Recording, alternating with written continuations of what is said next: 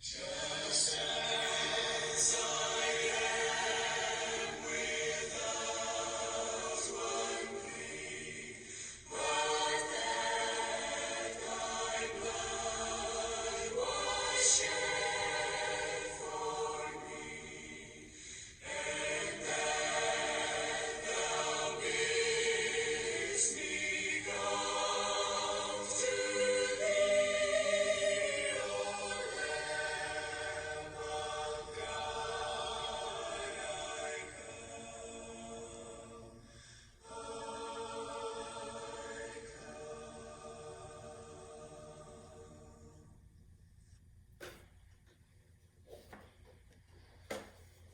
I I doubt there's anyone who doesn't know that song, Just As I Am, but you may not know the circumstances or the author of the song. I'm Sherilyn, and I'm bringing you some thoughts for today. Charlotte Elliott from Brighton, England, was born in 1789. A severe illness had left her a permanent invalid and in pain that often made her irritable. Due to this, she experienced much suffering, not only physical, but emotional and spiritual. Her father, a godly man, often entertained servants of God in their home. One day, a gentleman asked about her relationship with God, a question she resented and refused to discuss. But it got her to thinking, and finally she told him she wanted to be saved and accept Jesus, but she didn't know how. His answer?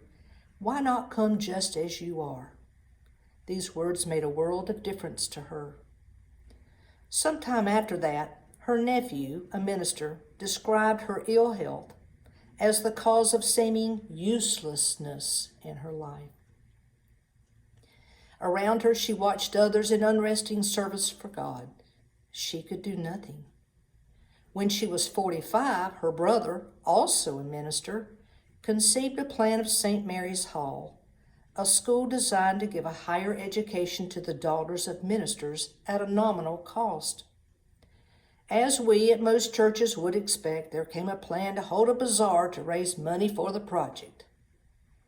Every member of their large circle was occupied morning and night in preparations, all except Charlotte.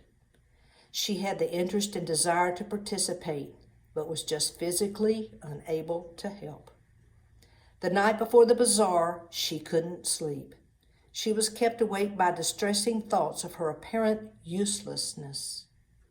These thoughts made her question her spiritual life, and the next day, the busy day of the bazaar, the troubles of the previous night came to her.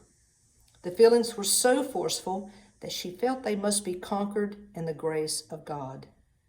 So she began to put on paper the formula of her faith and her salvation from the Lord and His power and His promise. She wrote the words to Just As I Am. Within a matter of years, she had published it in the Invalid's Hymn Book. An Invalid's Hymn Book. Oh my, that phrase just makes me cringe. But it did gain popularity, and today it's well known as the hymn for accepting Jesus Christ as our Savior. Charlotte had felt useless, worthless. Yet of all the people at the bazaar that day, whose life impacted other lives more than hers did through her song? Romans 8:28 says, "And we know that for those who love God, all things work together for good, for those who are called according to His purpose." Jeremiah 29:11 says, "For I know the plan I have for you, declares the Lord, plans for welfare and not for evil, to give you a future and a hope." Often we feel useless. Someone has been given a bad diagnosis and we want to do something. We see someone hurting and we want to fix it. Or we compare ourselves to others and feel like we don't measure up. Maybe we're like the notes on a piano. There's a time in our lives when we're like the notes in the middle, constantly in use, changing the world, making a difference. Certainly some of us are pretty sharp, while others maybe a little flat. Sorry, a little piano humor. But as time passes, we get older, we get tired, or we get sick, and we become like the keys on the ends of the keyboard. Maybe we don't feel important or useful anymore, just hoping to get dusted off now and then. There are those who think people with disabilities are useless. If you're different from others, you can't fit in. But they don't feel worthless. They love unconditionally. They are like beautiful chords to those who love them. It takes all the keys on the piano to make the song beautiful. If you don't believe that, just listen to Dallas. I'm not sure any key gets left out when he plays on Sundays.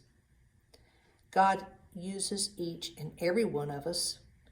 God has a plan for each and every one of us for your whole life. Maybe you can't trim the church shrubbery, but you can pray for those in pain.